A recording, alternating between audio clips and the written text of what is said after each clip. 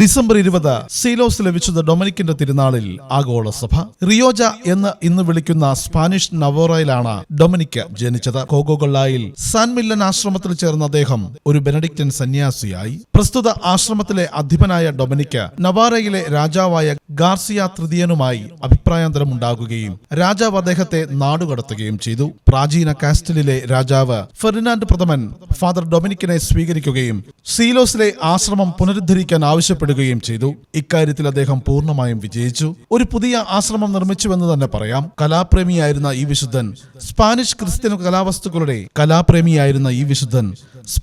Christian കലാവസ്തുക്കളുടെ പ്രശസ്ത മാതൃകൾക്കെല്ലാം പ്രചോദനം നൽകിയിരുന്നു. റോമനസ്ക് ശില്പമുറയിലുള്ള പ്രസ്തുത ആശ്രമം അദ്ദേഹത്തിന്റെ ഒരു സ്മാരകമായി ഇന്നും നിലകൊള്ളുന്നു. മുസ്ലിങ്ങളിൽ നിന്ന് ക്രിസ്തീയ അടിമകളെ സ്വതന്ത്രമാക്കുന്ന കാര്യത്തിലും അദ്ദേഹം പ്രശസ്തി നേടിയിട്ടുണ്ട്. സ്പാനിഷ് ജനതയ്ക്ക് എത്രയും പ്രിയപ്പെട്ട വിശുദ്ധനാണ് സീലോസിലെ വിശുദ്ധ ഡൊമിനിക്. സീലോസിലെ വിശുദ്ധ ഡൊമിനിക്ക് ഞങ്ങൾക്കു വേണ്ടി പ്രാർത്ഥിക്കണമേ.